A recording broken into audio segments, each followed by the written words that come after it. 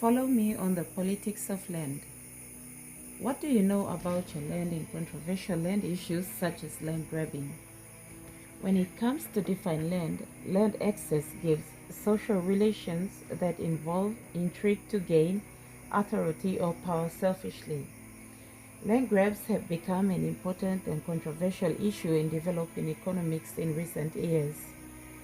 A land grab, also known as land grabbing, is the acquisition of large areas of land, usually by foreign investors or government for agriculture or other commercial purposes.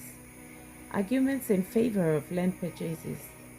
The buying of land by transnational investors or companies is viewed favorably by some economists.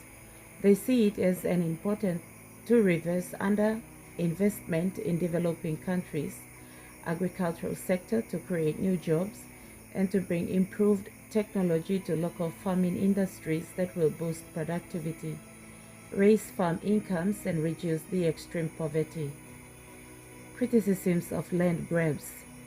Opponents of land grabs argue that transnational land buyers neglect local rights and do not pay a fair price for the land. They seek to extract long-term profits at the cost of long-term environmental sustainability. They claim that land grabs are closely connected to corruption or on a larger scale. Another argument is that selling thousands of hectares to large-scale investors hurts small-scale farmers. In summary, judging how best to use the asset and capabilities of the land is the principal task of executives. That is to say that the highest function of the executive is leading the continuous process of determining the nature of the enterprise, setting, revising, and achieving its goals. Make reference to the Constitution. Performing these functions well is no trivial task. It requires vision, judgment, and creativity, as well as disciplined analytical capabilities to use land into its most productive gain. Your knowledge on land and its use best fits into gaining balance in wealth, to create as an acronym for a wealthy, healthy, and wise society. In Galatians chapter 5 verse 22. Acquiring land gives you a leveraged discussion between assets and capital and places you on a firm foundation into developing a wealthy, prosperous society.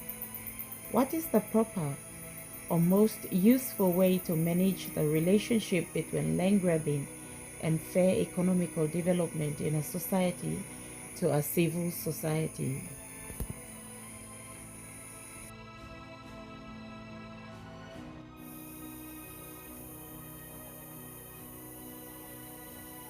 As we continue on to the next topic of the politics of land, how does land grabbing affect human rights in the local context? The application of force to coerce individuals to illegally give up their land or the otherwise illegal dispossession of land, a process known as land grabbing, is a violation of human rights. The arbitrary or based on an individual's discretion or preference deprivation of property outlined in the Universal Declaration of Human Rights, Article 17. Land grabbing is the most legally and ethically problematic form of large-scale land acquisitions.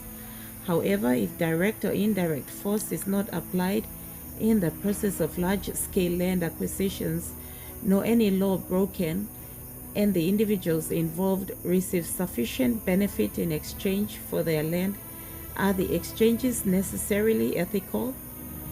Based upon a human rights-based perspective, this week argue that human rights cannot be analyzed in isolation, but must be evaluated in totality in order to contextualize the vulnerability and duress expressed or experienced by those transferring their land. In doing so, it expands our conceptualization of what is considered land grabbing and what is not. Over the last decade, the majority of large-scale land acquisitions have taken place in our country where human rights are violated. In order for large-scale land acquisitions to be ethical, human rights must be met and protected to ensure that choices are truly free and fair. This is not a practical argument, but made to improve the process on an ethical argument based upon protecting the lives and livelihoods of locals and ensuring their choices are truly free and fair, not simply the product of a lack of options made from a position of vulnerability.